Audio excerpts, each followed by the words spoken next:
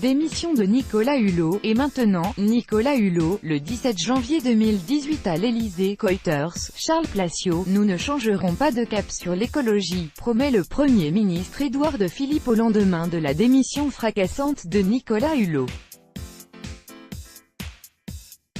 La décision du ministre de la Transition écologique gâche la rentrée d'Emmanuel Macron qui avait besoin de rebondir après l'affaire Benalla. Ça n'est pas la rentrée rêvée pour Emmanuel Macron. À peine relevé des secousses de l'affaire Benalla, il doit encaisser une démission surprise qui torpille l'architecture de son gouvernement. Pour la deuxième fois en quelques semaines, il subit une crise, ce qu'il n'apprécie guère. Emmanuel Macron, qui voudrait rester à tout moment le « maître des horloges », est à nouveau sur la défensive. Prévenu par Nicolas Hulot de son intention de démissionner, Emmanuel Macron se retrouve prisonnier de son agenda de chef de l'État au Danemark, alors qu'à Paris le feu couve.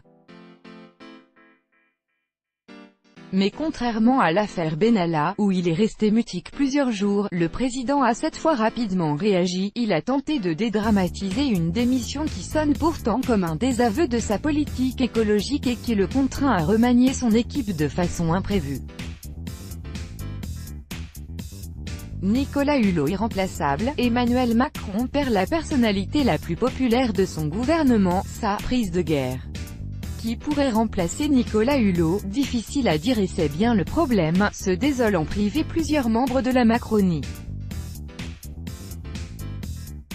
Car on ne remplace pas Nicolas Hulot, personnalité issue de la société civile, connue et aimée des Français, écologiste, marqué à gauche mais à l'image transpartisane. Personne d'autre que lui ne coche toutes ces cases à fois. Après 15 mois au gouvernement, Nicolas Hulot laisse un bilan contrasté mais pour beaucoup, comme l'ancien ministre de l'Environnement Yves Cochet, dans le gouvernement de Yves Cochet, la démission de Nicolas Hulot, c'est la victoire de la sensibilité sur le cynisme. 29/8/2018 par Pierre-Olivier. Écoutez Lionel Jospin, il sera compliqué de lui trouver un successeur. C'est difficile de trouver un autre Nicolas Hulot, il est complètement irremplaçable. Les associations de défense de l'environnement et la société civile le martèlent, pas question d'une politique environnementale au rabais. Il faut un nouveau ministre puissant sur ces questions qui soit soutenu par tout le gouvernement.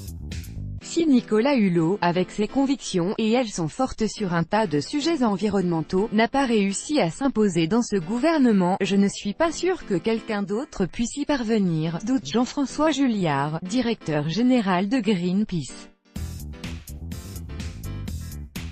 Les cartes d'Emmanuel Macron. Plusieurs choix s'offrent à Emmanuel Macron.